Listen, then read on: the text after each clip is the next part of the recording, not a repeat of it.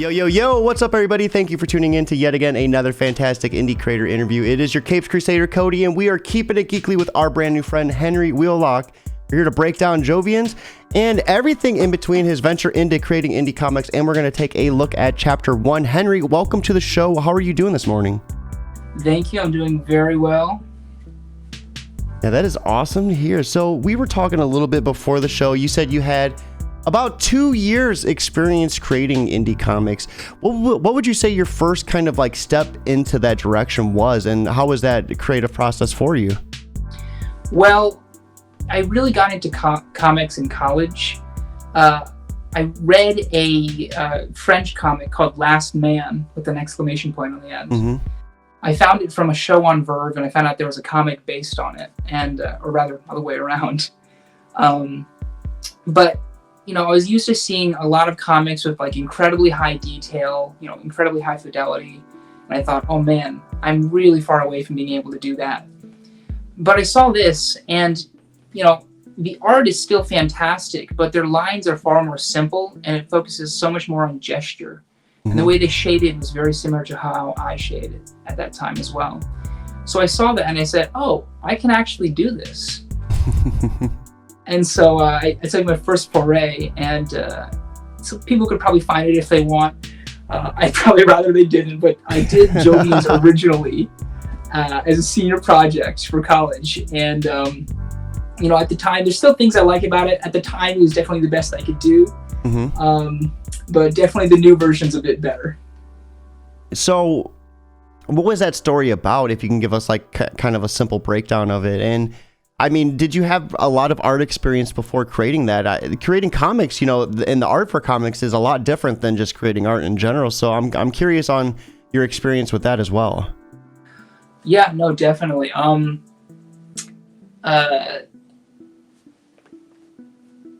So initially, what was the question?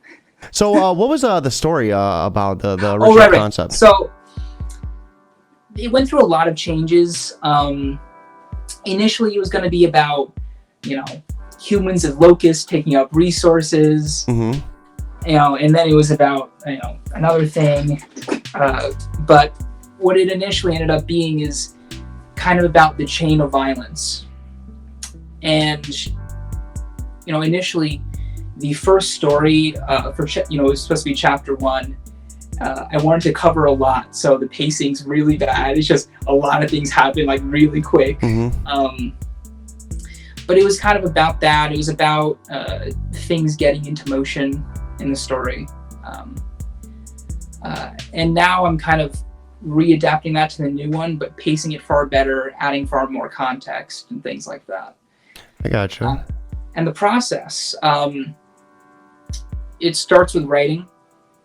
And that's one way that's different from some things like painting or something like that, is I kind of write it like a play. So I figure out kind of like where the players are, what they're saying, kind of, you know, what their emotions are, what they're doing. And then I do a storyboard based off that, and then refine sketch, lines, color in that kind of order. So did you have a lot of experience creating panels or any sort of sequential art like in that nature? Like what did you do to kind of adapt your art to that? Well, I had some like minor experience making some comics beforehand, but nothing serious. You know, small school projects, little personal things. I looked at a lot of reference. You know, you might be able to see. You know, Last Man was huge. I read a lot of books by comics creators. Scott McCloud's Making Comics was huge. And just looking at like how creators use panels to tell a story. Mm-hmm. You know, what parts out of this like film are you cutting to show the most important like gestures and things at the moment to tell like what you want to say. And I think when I make the panels, I try to make it kind of clear the emotion or like kind of what's happening before I even add the words to it. So it's just like more clear and consistent, because some of the best panels and some of my favorite panels are the ones where there's no words and you can just kind of feel the story. Yeah, I feel like in comics, if the art can really talk to you without using words, like that's when you know it's really good. It's really hitting the mark. Definitely. So let's start breaking into Jovians. You know, what is it? What's the story behind it? I know you said this was like an adaptation from something that you created previously, but like in its own like essence, like what is this story about to someone just stepping into it for the first time? So, elevator pitch. After a massive conflict which consumed the entire solar system, the remains of humanity cling to life on the moons of Jupiter under an oppressive feudal regime. And the question is, can humanity now cast off the chains of violence which have bound it for so long? Well, the events that take place will answer this question and decide the future of our species. You know, it's really unique to hear that elevator pitch, because when I was reading, I kept seeing the imagery of chains, and hearing it like, you know, pitched in that sense kind of really tied it together for me. So what's the representation behind the chains? Like the chains of violence as a whole, that seems like kind of like a strong symbolism for you. Yeah. So one of the things that I like to do when I work is I listen to a lot of history podcasts and videos. You know, anything from World War II, which of course there's a lot of history there, to even like back to Babylon, Persia, Sumeria. And you kind of, when you learn a lot of history, see consistent kind of historical trends. Yeah. Kind of the same kind of like pathos that leads to conflict. And, you know, when trying to think of like how to solve like all the conflicts today, you think like, you know, oh my God, like there's so much just painful history and animosity, and, you know, people are born into their own respective cultures, and because of that, they're like, they take on their culture's histories as well. And so, you know, two children that might have otherwise been friends, if they're born in two specific separate cultures, might actually be enemies and try to kill each other. Yeah. And it's such a tragedy, and it's that kind of like chain of events that, you know, if you want to get philosophical about it, can kind of call into question the whole idea of free will, because, you know, your entire life is influenced by the actions of people who are long dead. Yeah. Are you really free if you can't be friends with whoever you want to be friends with, or interact with who you want to be friends with? Like if that person initially is someone you might be expected to kill or expected to fight, you know? It's a real problem, but you know, it's that kind of like, you know, I don't know if free will really does exist, if it's your decisions are influenced by the state of the environment around you, which was caused by other things, you know? I think, you know, the whole idea of like, oh, if I could go back in time and change this, I would, but it's like, well, if you could go back and do it again, you'd probably do the same thing because the circumstances would be the same. Or, I mean, what if like you went back in time and did that and it just made it worse? Like it just did what you're trying to solve, just amplified it. Yeah, that too. I mean, yeah, that this is such a deep concept. I love when talks like this get this deep. I mean, so how much of this do we see bleed into Jovians? Like its storyline, do we see a lot of this start to take impact with it? And I mean, what type of story can we expect from it? What type of antagonist, if there's any, you know, and give us a little bit of a breakdown of Nate as well, since that's our main hero of the hour. Yeah, so we're definitely going to see a lot of this throughout the story, in important moments. I'm going to use those kind of like when in chapter 1, when the guy has the spear out and you see the chain behind him, as that kind of like a thematic image to show like the chains being added to. When people do certain actions, you know, hurt other people, cause pain, the chains are lengthened. Yeah, that seemed like it was a pretty important image for you too. It was pretty brutal. I mean, the person was covered in blood. So like, what was that moment for you when you designed that? That I really wanted. I'm glad that came across, because that's the exact kind of vibe I wanted that to have. You know, Nate and the rest of his friends, who I call the gang, they have been through a huge amount of pain, and we can get more into it when we go into the world building. But suffice to say, they have suffered greatly at the hands of this chain of violence. And so this is a flashback to that, and it's kind of the big wound that a lot of them have in their character. And so Nate is a person who has a lot of anger based on that. He has a lot of animosity, and it just kind of festers in him. And he wants to take out that anger on those that he feels are responsible. And he's the group leader.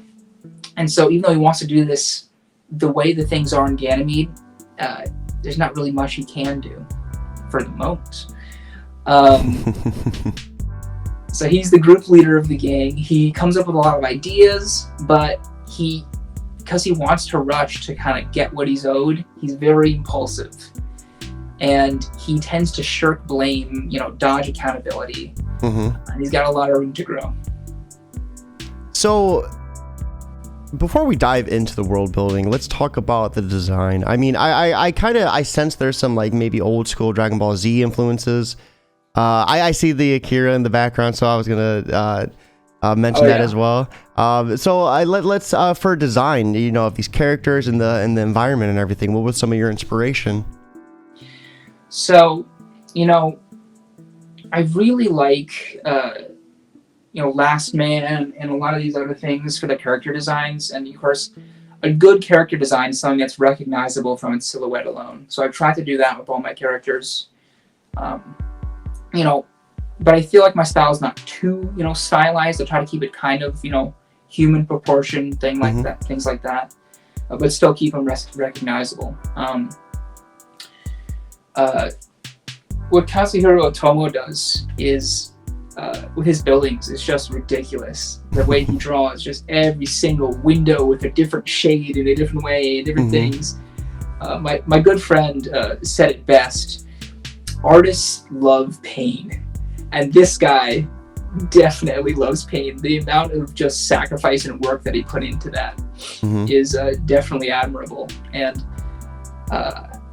I try to not give myself pain, mind you, but just kind of really put the detail in to make the world feel lived in and like it has a history behind it. And so when doing the buildings and environment in Ganymede, it's like a farming world, so you have the fields, but then when we get into the city, it's a lot of old concrete, it's cracked, it's dirty. I have a certain layer I put on a lot of every building called grime.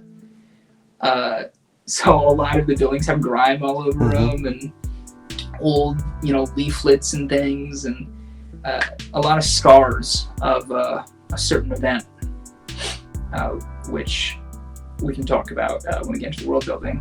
So we start off, there's like a distinct separation. It's almost like you have your poorer individuals, and then you have your elites. Do you care to kind of dive into that as well?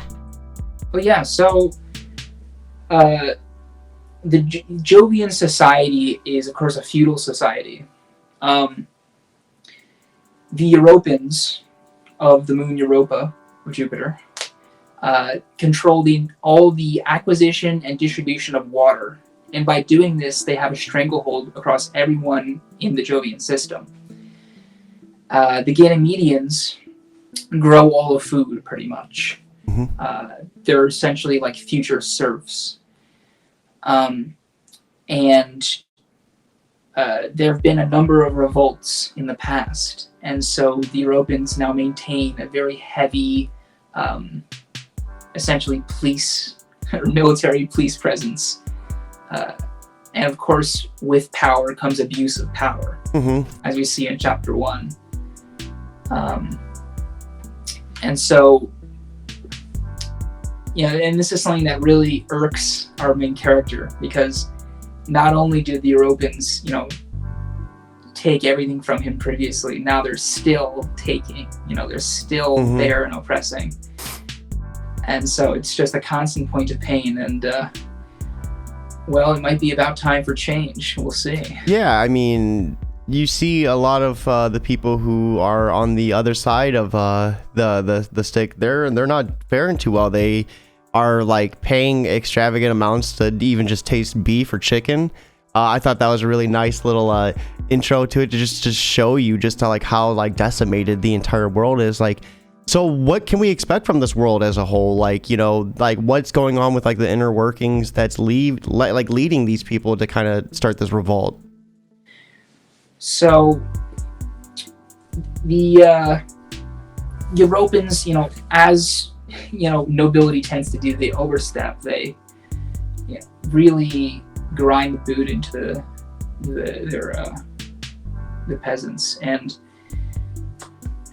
the Ganymedians people are originally from the Americas on Earth. Mm-hmm. And so they have this kind of like, you know, instilled in them this culture of freedom and, you know, self-reliance and, you know, dignity. And, you know, indignity after indignity, it wears on them. And so eventually there is this large-scale third revolt where, organized a large part by the gang's parents, the Ganymedians seized the ports, stopping all food export to the rest of the Jovians. Mm-hmm. So now they had a stranglehold. No one's going to eat. And so the Europeans, realizing the gravity of this and fearing that the Ganymedians could have some kind of power, decided to go in and just wipe the slate clean. So they went in and they killed pretty much every adult except for the loyalists, and left the Trojan alive. Not out of mercy, but so they could have a new workforce. Yeah, that's dark. And to even like reinforce that, I mean, it's a relevant saying even in today's standards that we're all just like, what is it, like 3 meals away from total anarchy? Yeah, and you know, it's dark, but you know, things like this have happened before in history and worse. It's really kind of wild what people are capable of, especially when they fear losing power. So what drove you to want to create something like this? Like, what inspired you? I know you said you used to listen to a lot of things like that, but like, was there anything else behind the scenes that kind of motivated you to like take this direction? Well, you know, I've always been a storyteller and I've always wanted to tell stories. And I think the best stories have something that they really want to say. You know, as opposed to just like having characters run around and get into shenanigans, which, you know, is fun and all, but it's not something that really sticks with me for a long time. Mm-hmm. And so I wanted to kind of do that. And also the stories that and the worlds that I love so much and I love to immerse myself in, I wanted to kind of give that to other people. I want to give that kind of joy. And so that's what I set out to do. And of course, I wanted to kind of talk about this whole, you know, cycle of violence and is there a solution to it? You know, what is our future as we move out into space and beyond?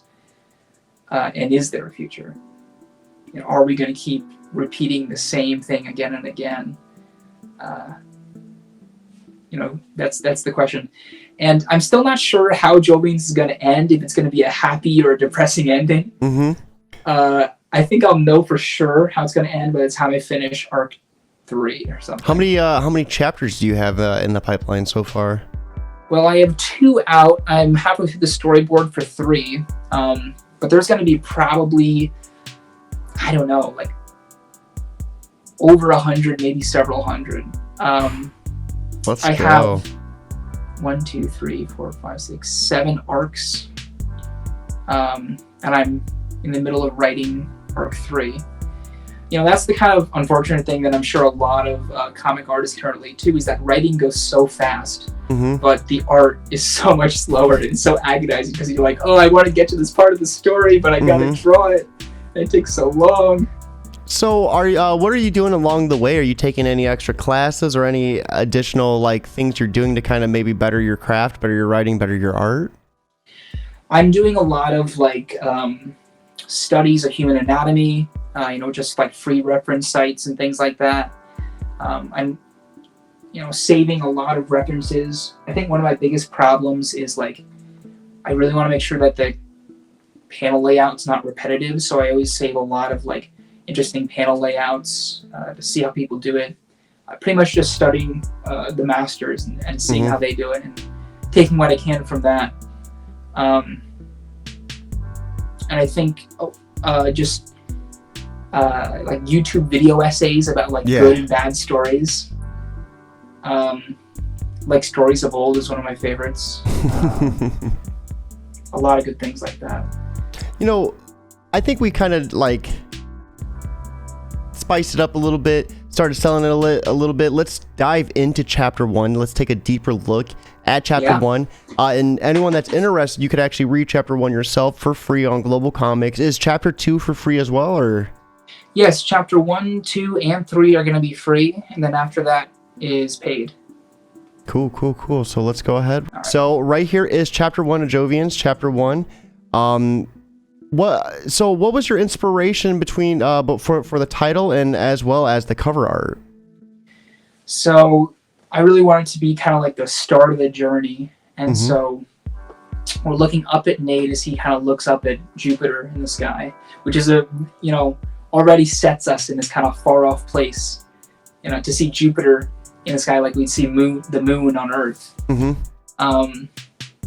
So that was to kind of set us in the place, see the main character, and get us going. It's called Ganymede because we're kind of just starting, first step of the hero's journey in the quote unquote normal. Is that what Ganymede means? Ganymede is the name of the moon that they're on. Okay. All right. Yeah.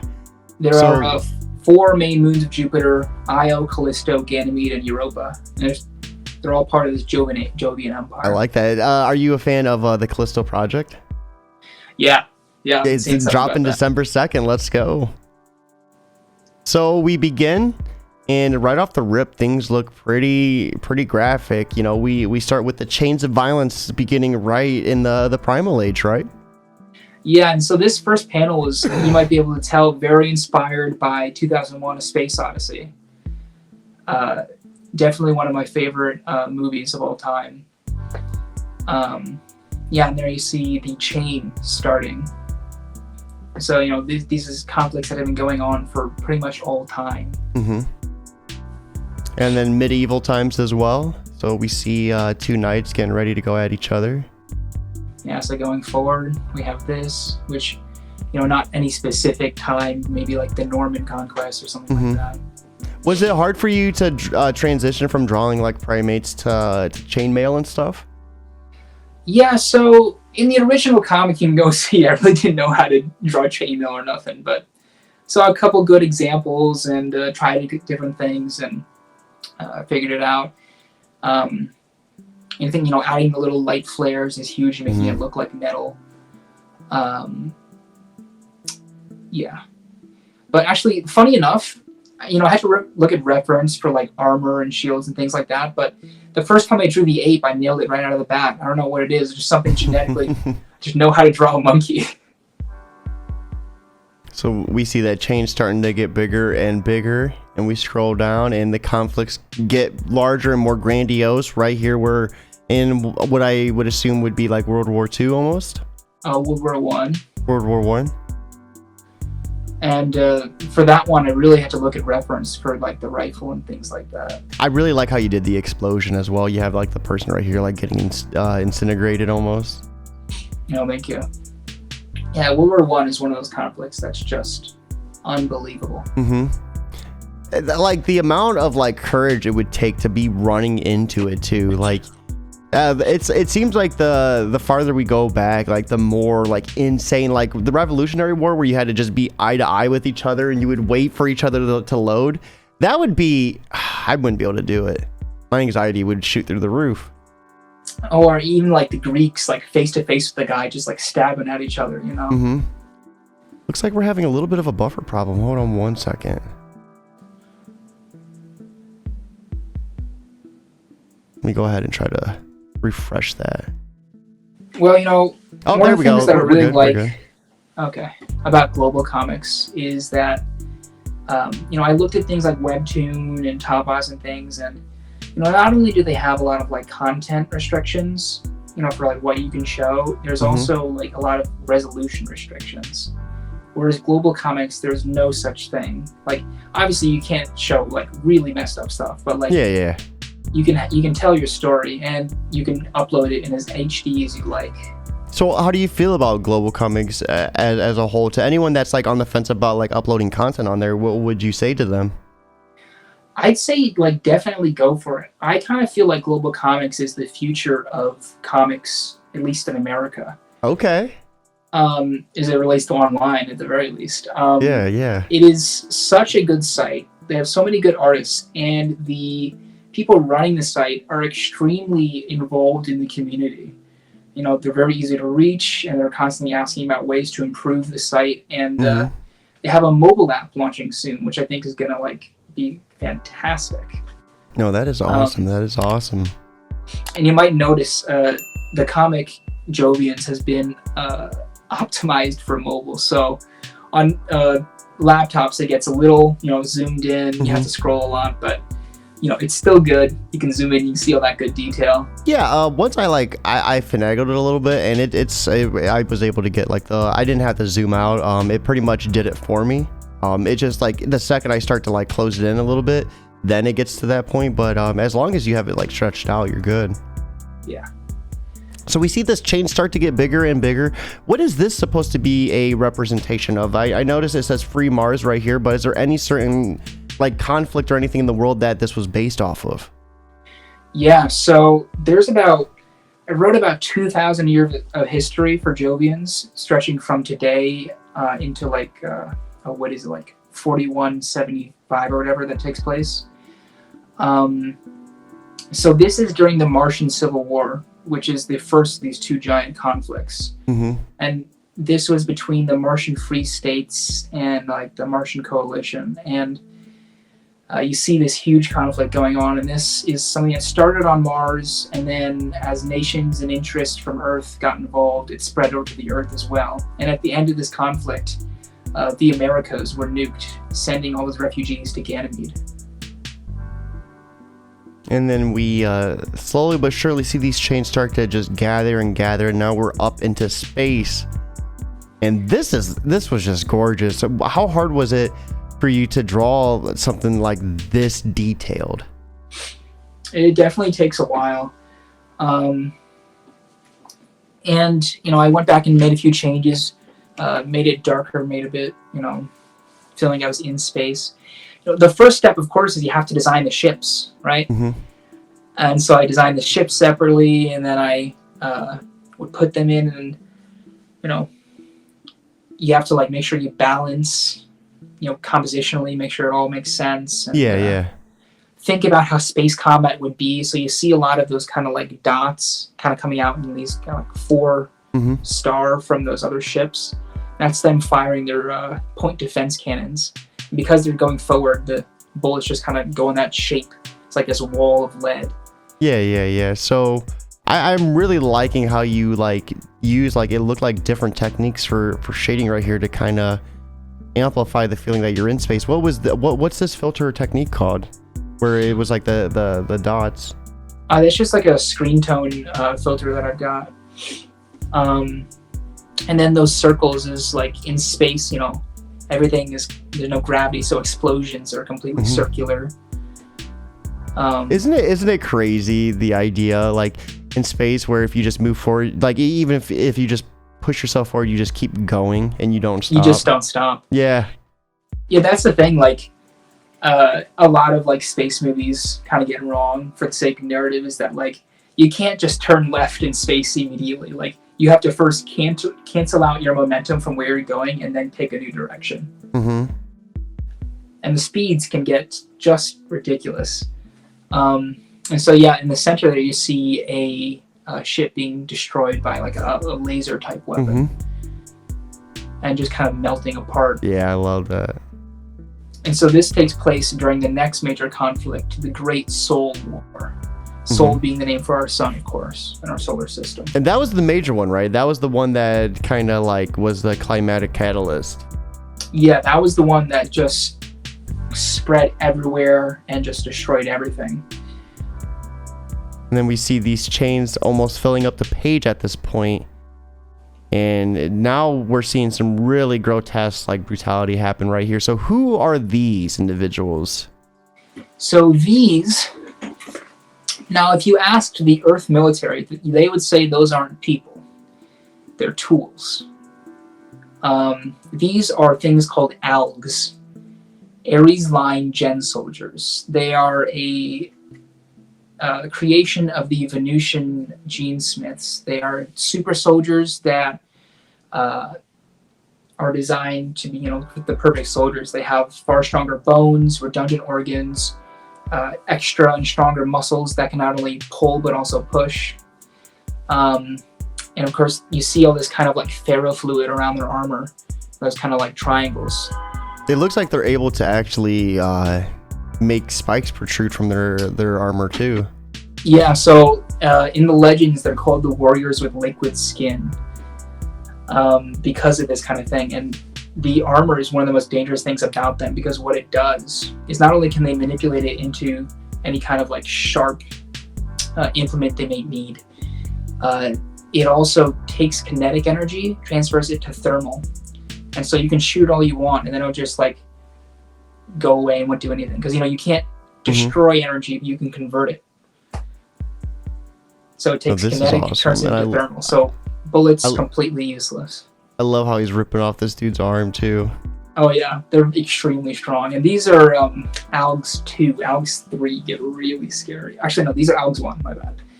And so this is taking place on Mars, in the jungles of Mars. I also like the guns too, how detailed they are. Like this one, you can see it's a lot more advanced. There's actually like a sonar like radar like built into the gun right there before the optical sight.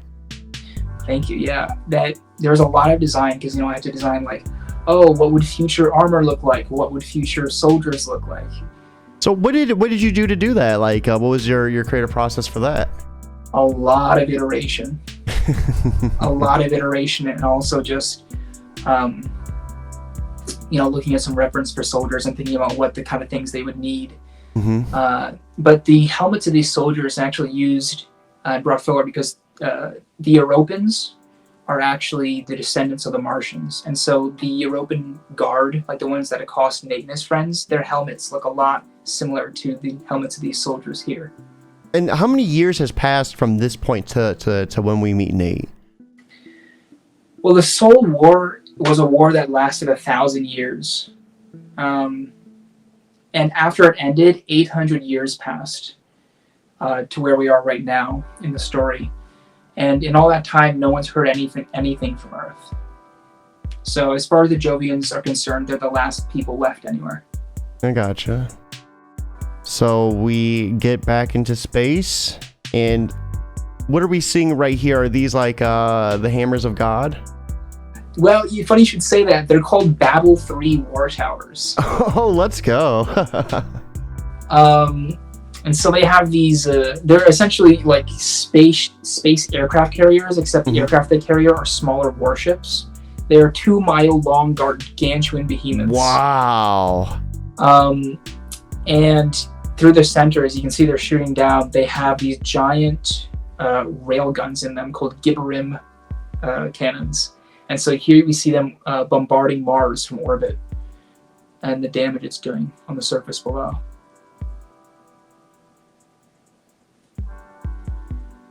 Oh yeah, these things are massive.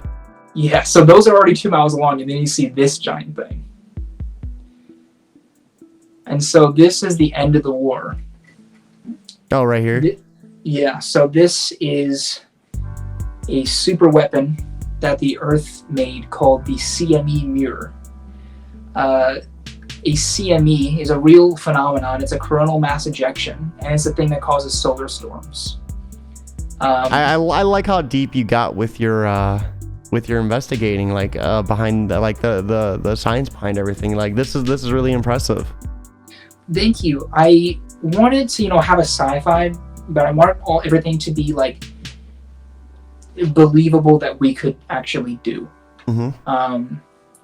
Fantastical enough to be like, wow, that's really something, It's really like sci-fi and futury, but not so science fantasy that it's like, okay, that's just silly.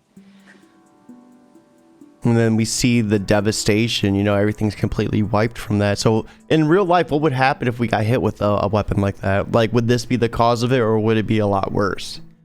So we actually did get hit with a pretty big CME in the 1800s, called the Carrington event. And at that time, the only electronic devices were like telegraphs, but they actually caught fire. So I heard about this. If it was to happen in today's, like, we would die in probably the world would go in chaos in an hour, and then most people would start dying within like 10 days. I think it was something like that. Because it would knock all the electronics out, right? There are things in place to account for solar storms, like they can turn off the grid in anticipation of it, but it's something that strength, you'd even have to worry about your own personal electronics. But what this thing does, the CME mirror, it's even worse, because what it does in its center makes a small star and then rips it apart and throws it out the front. So not only are you getting that electromagnetic distortion, but when they hit the planet with that, it also it's like a sunburn times a million. Oh wow, yeah, that is insane. And then we get a little bit of the exposition of so there's just nothing left. Everything's completely messed up. And at the end of the war, the surviving Martian nobility escaped to the Jovian moons and took it over by controlling the water. And then we get our first break into the story, and this is right, so I thought that was a pretty powerful introduction, really not a whole lot of words until that small part of exposition. What was your reasoning for just using imagery to kind of build up the the beginning of it? I think sometimes that's the most powerful way to tell the story, because I don't even need to really add sound effects to any of that, because you can kind of just imagine and see what would be happening, and kind of sounds that'd be going on, and interpret what's happening. It also, by not telling you exactly what's going on, it opens the door for speculation, and that is sometimes one of the most fun things about the story, is speculating about it. Yeah, absolutely. And I really like this shot too. This kind of gave me the new Blade Runner feeling, where you see the dudes coming to get him, and he's in his field, tending to his crops. I loved how you kind of gave this a little bit more of a homier feeling, you know what I mean? The introduction to the world. Yeah, so these are rain blimps, and so in order to get their crops watered, the Europeans send these blimps over to deliver rain, because they use weather control to make sure no one else can get water without their say-so.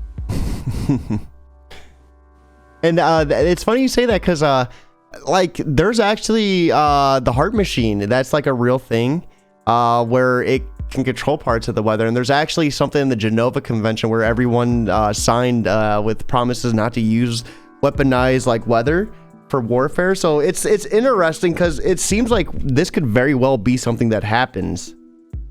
Oh, definitely. I mean, and it'd be so unheard of for a government to not, be consistent with something that they signed.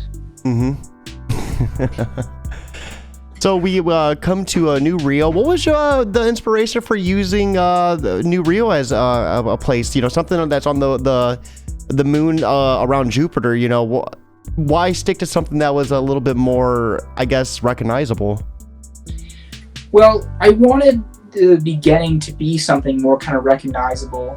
I didn't want to throw people completely into the weirdness of the future right off the bat. And I thought, Rio is a very central city in South America, and the Ganymedeans being from the Americans, they would name their cities based on cities on those continents. Okay, yeah, I like that concept a lot. So we get a look at the first city. It looks like it's kind of in a little bit of a crater, surrounded by farm patches. And we get a first look at everything, and it is very slummy kind of looking. You have the grime that you were talking about. And we get a look at all the buildings and everything that's happening. What was some of the world building and design that went into this? I really liked how you had the subway station and kind of just like the slummier looking areas. Yeah, I just kind of wanted to give people like a sense of like where they were. And, a lot of anime do this, a lot of manga. No words, just kind of like showing the area, showing little snippets of like the surrounding nature and things like that. Of course, not much nature on Ganymede, so I just kind of showed like the people. Yeah, we got robotic cows, it looks like, or cows with robotic attachments. Yeah, cybernetic cows. And so, and then above them, you see like the ever-present Europeans with their rifles. And so, that's something that like Akira Kurosawa really likes to do, is just kind of take you away from like the not take away, but like add to the story by like giving it the context of like things going on around it, just taking a moment to breathe, kind of. And then we see right here, is this some of the synthetic food, or is this the food that's being guarded? Yeah, so the real cows are for the rich. They're for the off-worlders, and also the Ganymedians who are loyal to the Europeans are now kind of a new aristocracy. The steak being grown in vats is for everyone else, if they can even afford it at that rate. And so for that, they don't grow like a whole cow, they just grow like the part of the cow they want to eat. So like they isolate the gene for the leg and just grow the leg. Okay, yeah, no, that makes sense. So we start with our first real taste of dialogue. I told you this was a good idea, and then this is like our first to break into chapter 1, and we get a look at our protagonist, Nate. So give us a little bit of a breakdown of who Nate is. So, obviously he's very self-confident. He comes up with these plans, and, he's like, it'll be fine, don't worry about it, I know what I'm doing. You can see his friend Silvio there is, more someone who like, thinks. And he's trying to caution him about like, how dangerous it is to steal water. And so the gang, they work for a underlord crime boss called Vix, and he's tasked them to do this job. So we scroll down and we see the job that they are starting to do, and we get a lot more of the exposition, the explanation of the Europeans, the kind of the introduction to them, and just more dialogue between these two before they begin cranking out the job. I really love the different look to these characters, especially Silvio's hair as well. I think you did a really good job, like differentiating the hairstyles and the different like cultures of the characters.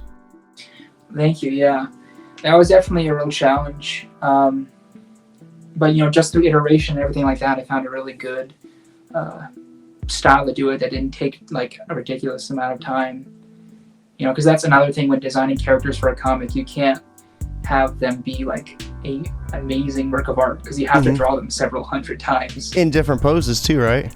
Exactly. So we see them getting ready to go up to the water line, and we get a little bit of a flashback here. Last time we took a risk like this is while you're stuck doing that survey job. So this isn't the first time they try to do something of this nature, and it looks like Nate kind of dropped the ball. But then we start moving into the actual do we call it a heist at this point? Yeah, I'd call it a water heist. Water heist. So we get introduced to the captain as well. So right here, I love this too. He's like, you have Mike, stop shouting. Yeah. So they call Nate captain as kind of a joke, because he, for being caught from their last job, he's been sentenced to do a survey job where you have to just review footage from survey drones that go out into space and try to like survey all the salvage and see if there's something useful. And so they joke and they call him captain. And we get a little bit of a taste here too, to kind of see the two different parties. With this kind of money, we could even get real meat like the ICZ, and the ICs are essentially like the rich, right? The ICs are the Europeans, because Europa is covered in a sheet of ice. Okay. So what does that ice do? Uh, well, that ice, it just kind of like covers what we think is an ocean below Europa. Provides a nice shell, and so yeah, that's what it does. I gotcha. So then this funny interaction too, where they're talking about all the real stuff they can try to eat, and then we see she's like, I'd like something sweet, and I just love how they're talking about like eating meat for the first time and the different types of meat and the different type of foods they can try. So I thought that was a really interesting approach that you took on that one as well. Yeah, you know, the things that we think of as normal would be kind of luxury for these people. And then right here we see a little bit of a Silvio like getting into the deeper roots of everything, and then saying he would like to try venison as well. This, venison is like, the way they make that meat is like some of the most like horrific types of like, they put the cow, I think, in like complete darkness and feed it nothing but milk. It's like horrifying. Yeah. Yeah, that whole industry is pretty bad. Oh wait, no, that's veal. So Silvio, I was thinking of veal. He's a guy that kind of like, very much like a thinker. He kind of overthinks. But he's definitely the brains of the group. Mm-hmm. We got Nordic Uni over on Twitch stopping in and say, "What's up, Cody? Welcome, Uni. How are you doing? We're here with our good friend Henry breaking down Jovians." And he's over on YouTube as well. So I love how too with these speech bubbles you put like a little a head to symbolize who's talking at that point. I thought that's a nice little way to kind of. I thought the radio parts, I thought that'd be kind of helpful because they're not in frame. Yeah. And of course, Gabe, he's a guy who his strength is not in his brain but in his brawn, and he's very much concerned with his image, like as a man. And so, Sylvia's saying, "Well, you don't really read, do you, Gabe?" So he takes that as offense, and he's like, "Well, men don't need to read; they need to fight." Yeah. We get a look at a little bit of this pipeline. So are they they're driving this truck with like a huge line of trailers behind it? Yeah, so they got this kind of like modular trailer kind of thing going on. And then once they fill them up, they can send the individual trailers away to drive them around to the thing. Yeah. And we scroll down and we find out that there's a little bit of a problem. There's a guardsman that just popped up. And I thought this interaction was, really, really interesting as well. They have no idea, what they're going to do. And to me, I was wondering what was going to go on. I thought this guy was going to be a stickler. Like, I thought he was going to be one of those cops that like sticks straight to the point. But we find out that that's not exactly the case. Yeah, he's a bit of a dirty cop. So do we see that a lot with the cops on this planet, or for the most part, are they like to the books? No, you kind of see that a lot.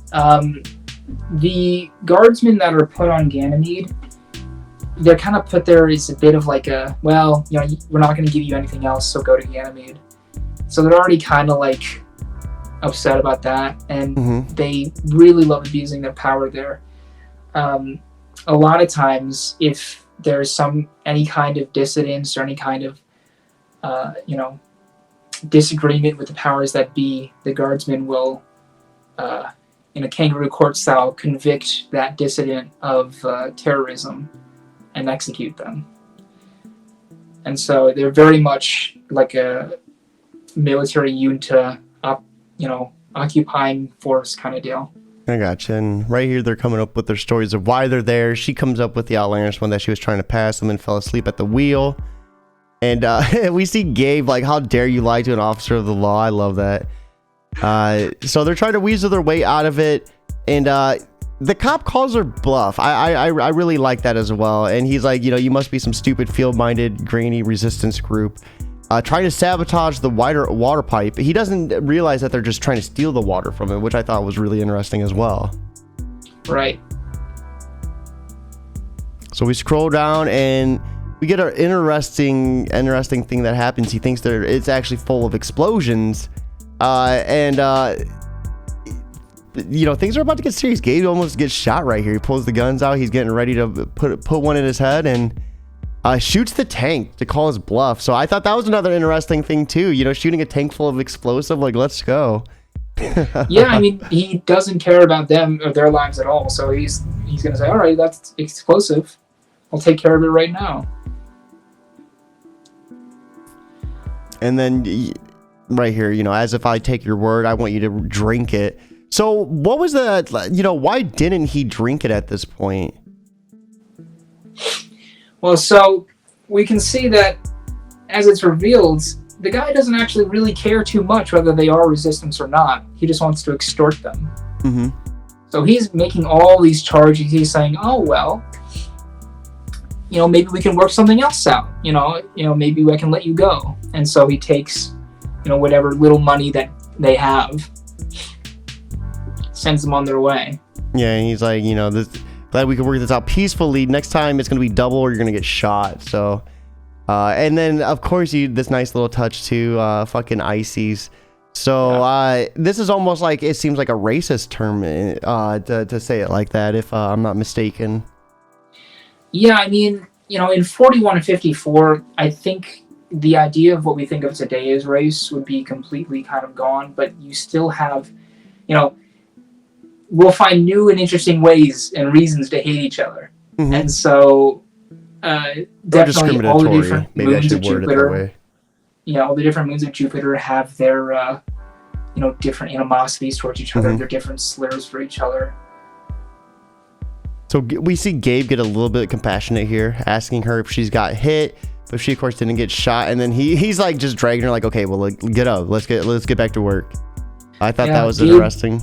Yeah, well, Gabe, he's so machismo. He doesn't like weakness or anything like that, or emotion or anything like that. So he's very closed off in that respect.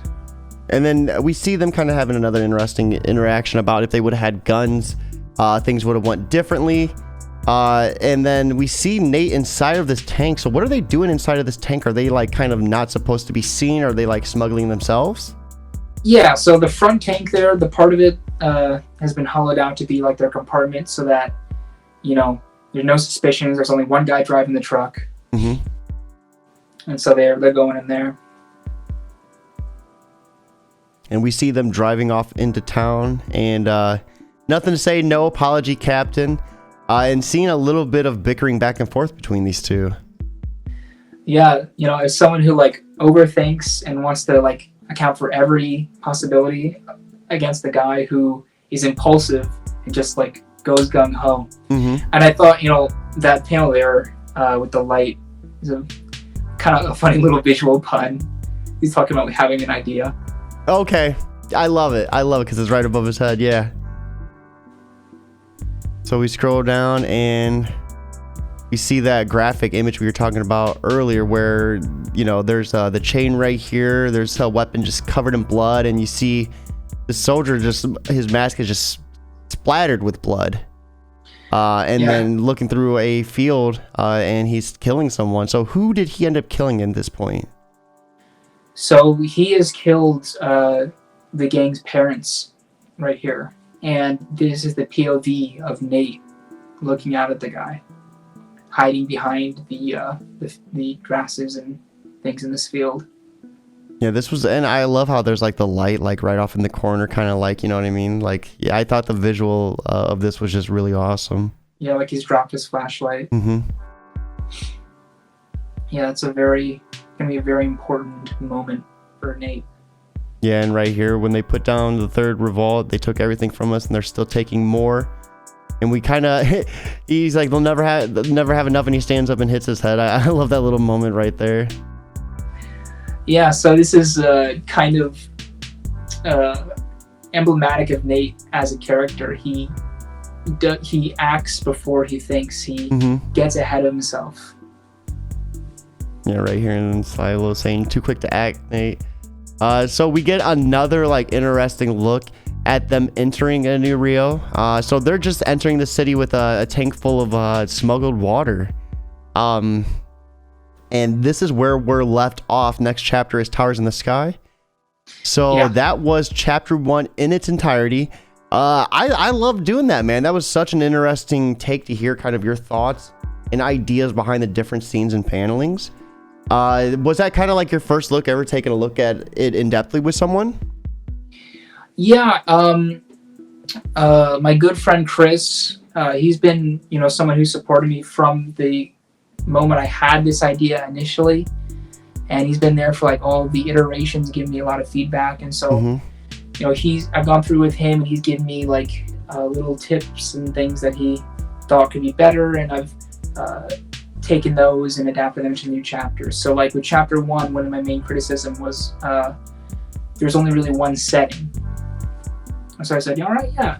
So in chapter 2, there's 3 different settings, which kind of show the characters, interacting with different people, seeing them interact in a different setting, like, it's a bit more interesting.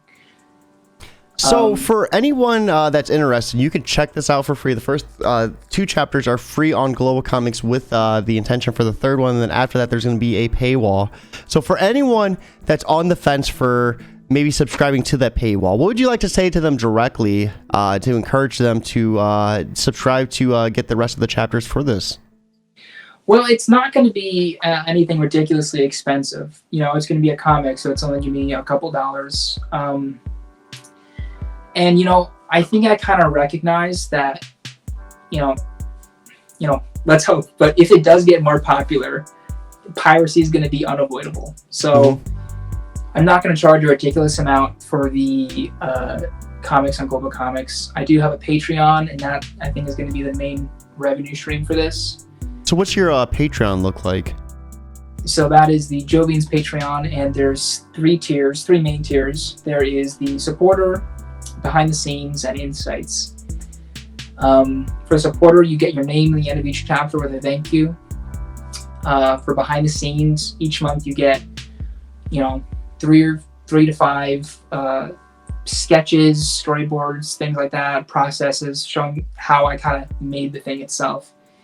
And then insights is my favorite tier. It's $10, and each month you get a painting about some aspect of the world, accompanied with a long write-up about that aspect. That's really cool. Yeah, so it's a great way to kind of get more, insight into the world of Jovians. And I think there's like 7 out right now.